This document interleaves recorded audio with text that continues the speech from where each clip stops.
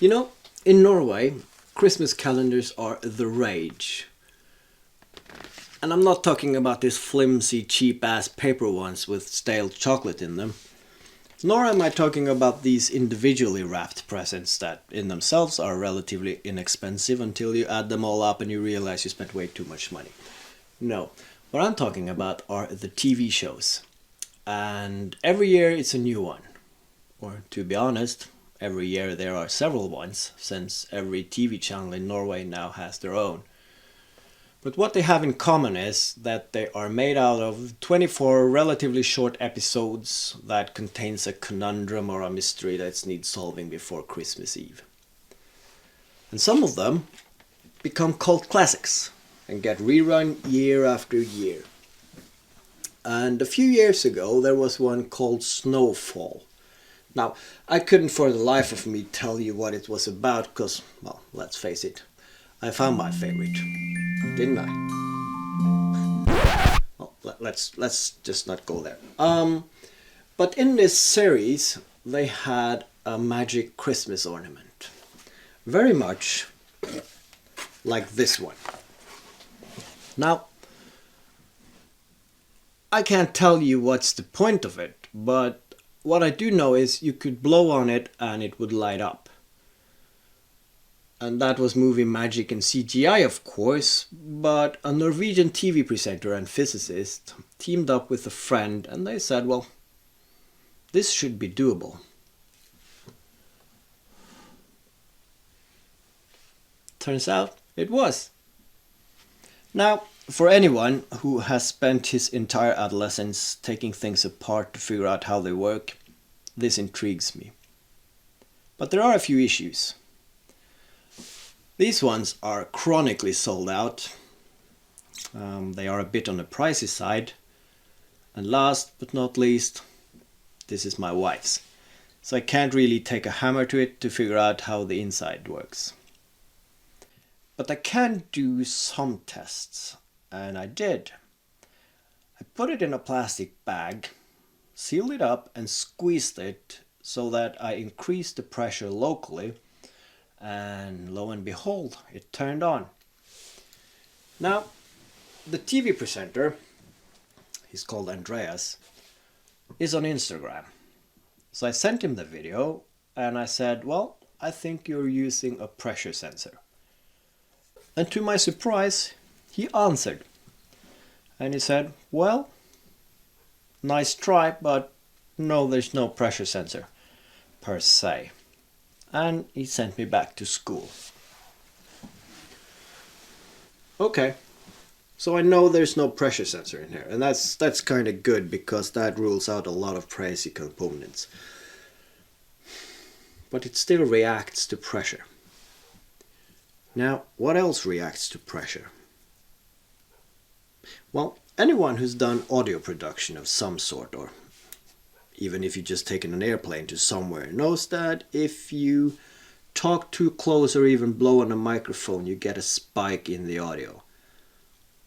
Now, what if this has a microphone in it that reacts to the sound and then turn it on, just like these, well, 80s classic clap switches that we all have somewhere in a cupboard. And there is a small pin-sized hole here at the top.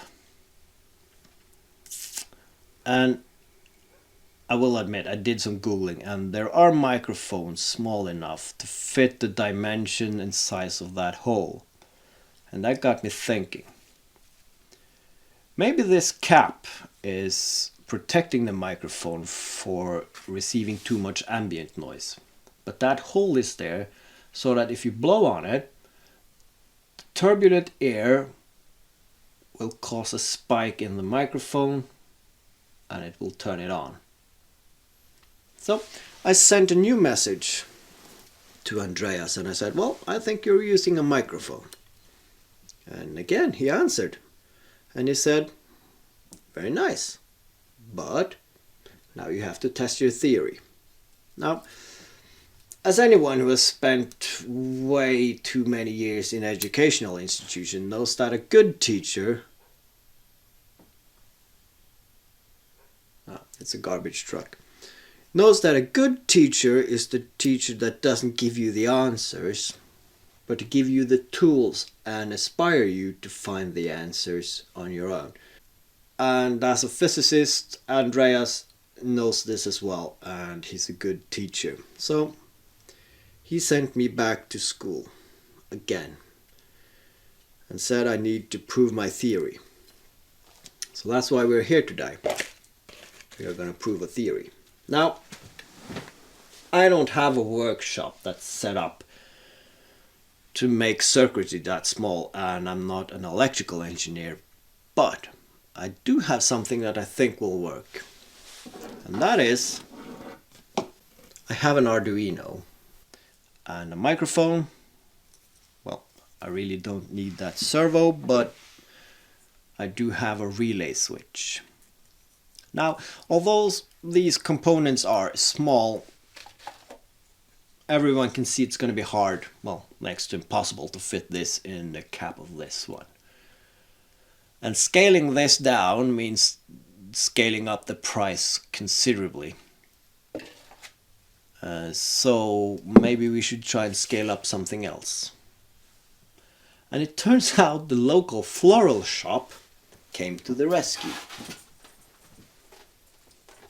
Just look!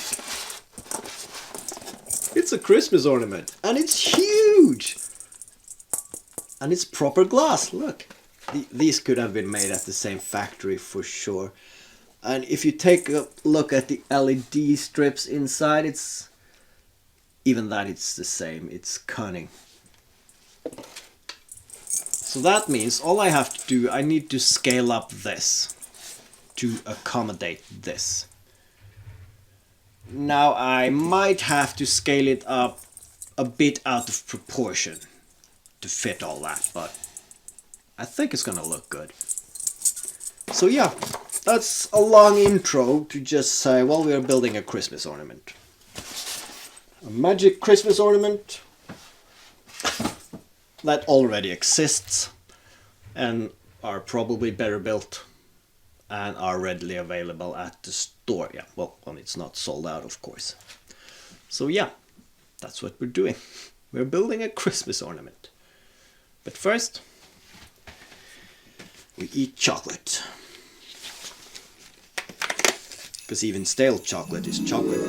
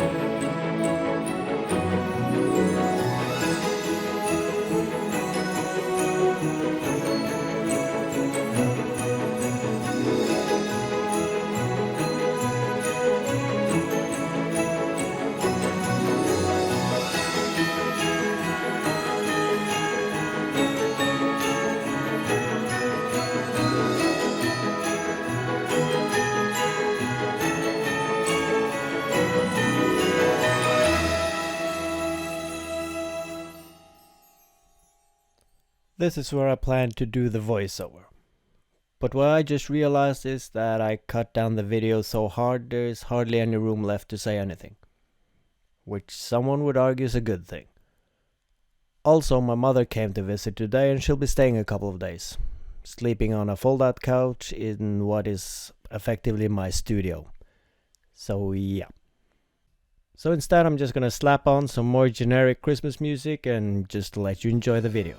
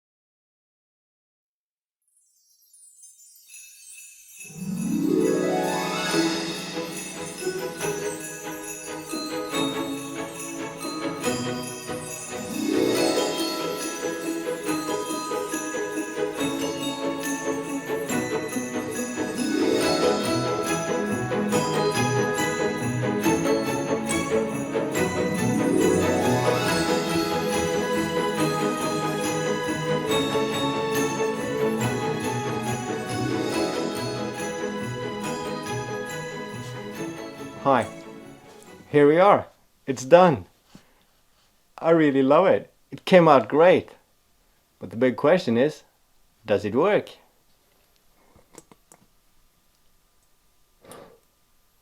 Yes, it does. It's amazing. I mean, I changed batteries once already. This is too fun. So yeah, I guess that proves the theory. It's a bit big for the Christmas tree though, but I mean, have a look at the original. I don't care what they say. Bigger is better. This is too fun. This is too fun. Well, thank you for watching. Merry Christmas.